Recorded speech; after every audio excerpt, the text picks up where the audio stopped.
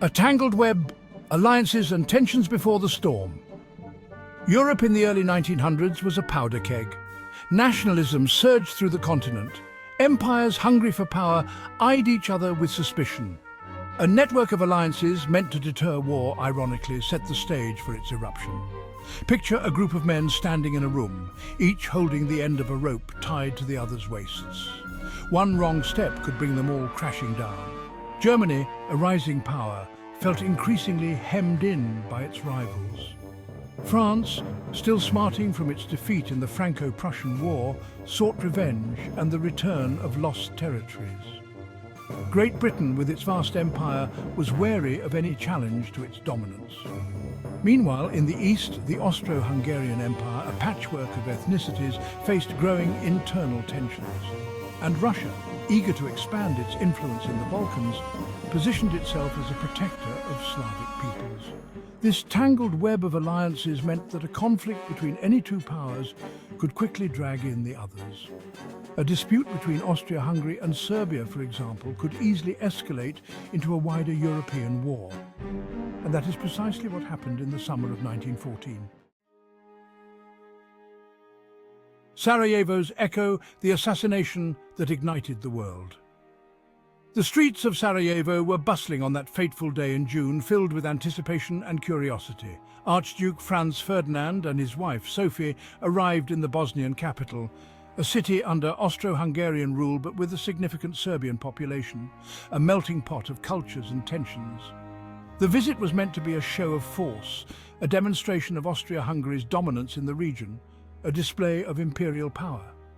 Instead, it became a tragedy that would echo through history. As the Archduke's motorcade made its way through the city, a young Serbian nationalist named Gavrilo Princip seized his chance, driven by a fervent desire for Serbian independence. Princip, a member of the Black Hand, a secret society dedicated to Serbian unification, had been waiting for this opportunity, meticulously planning his move. He fired 2 shots from his pistol, fatally wounding the Archduke and his wife, an act that would set the world on a path to war. The assassination sent shockwaves through Europe, a continent already teetering on the brink of conflict.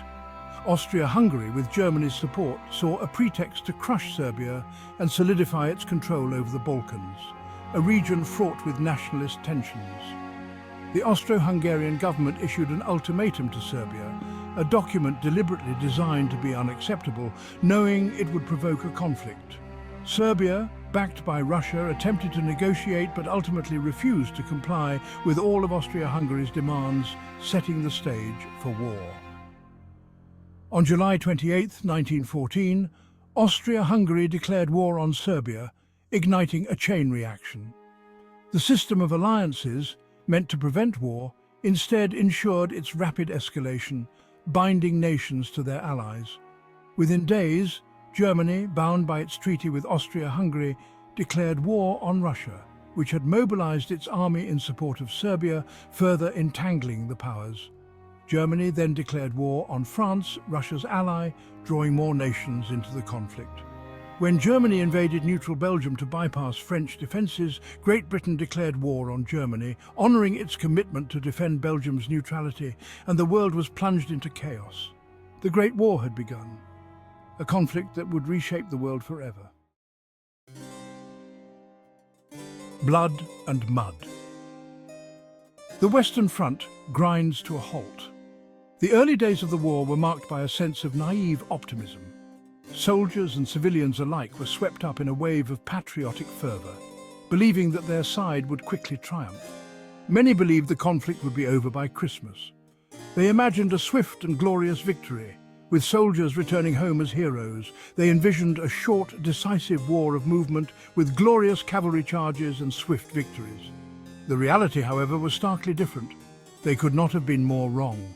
The war quickly turned into a grueling and protracted conflict, shattering the initial illusions of a quick resolution. The war on the Western Front quickly bogged down into a bloody stalemate. The rapid advances ground to a halt, and both sides found themselves entrenched in a deadly deadlock. Germany's initial advance through Belgium and France was eventually halted at the Battle of the Marne in September 1914.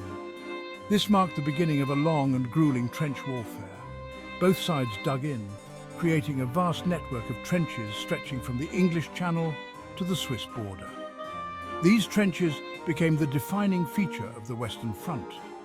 The Western Front, as it became known, would become synonymous with trench warfare, a brutal and attritional form of combat that would define the next 4 years. Soldiers lived in constant fear of artillery bombardments and gas attacks.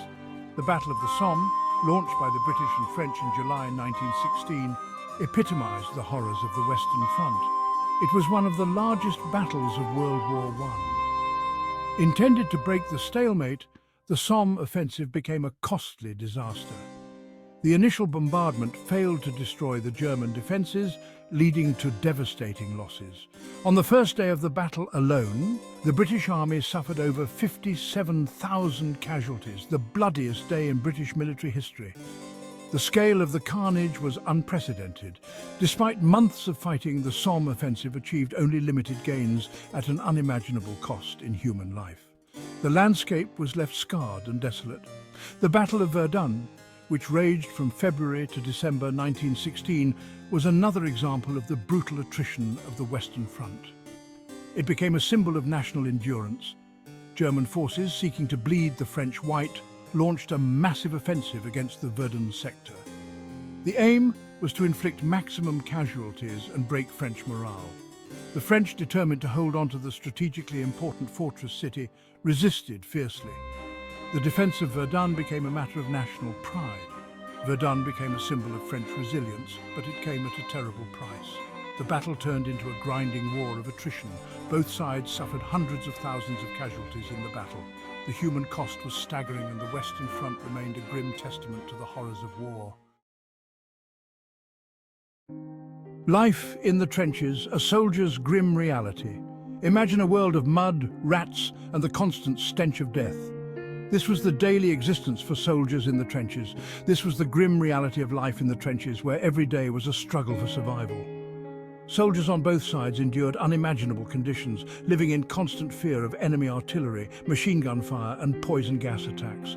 The sound of explosions and the whizzing of bullets were a constant reminder of the peril they faced. The trenches themselves were a testament to human ingenuity and desperation. They were complex networks, designed to provide some semblance of safety. Dug deep into the earth, they offered a measure of protection from enemy fire, but were often waterlogged, infested with vermin, and plagued by disease. The conditions were harsh and unforgiving. Soldiers lived on meager rations, often cold, wet, and exhausted. The food was basic and sometimes barely edible, adding to their misery. Life in the trenches was a constant battle against boredom, fear, and despair. The monotony was broken only by the terror of sudden attacks. Soldiers spent their days repairing damaged trenches, standing watch, and enduring enemy bombardments. Every task was performed under the looming threat of death. The threat of death was ever present. It was a shadow that never left their side. Snipers, artillery shells, and machine gun fire could strike at any moment, making every second a potential last. The mental strain of living under such conditions was immense. The constant stress took a heavy toll on their minds and spirits. When not engaged in active combat, soldiers found ways to pass the time, writing letters home, reading, playing cards, or singing songs. These small activities were a lifeline to normalcy. These moments of camaraderie and shared experience provided a brief respite from the horrors of war. Laughter and friendship were rare but precious commodities. Yet the constant threat of death cast a long shadow over even the most mundane activities. Every smile was tinged with the knowledge of the fragility of life.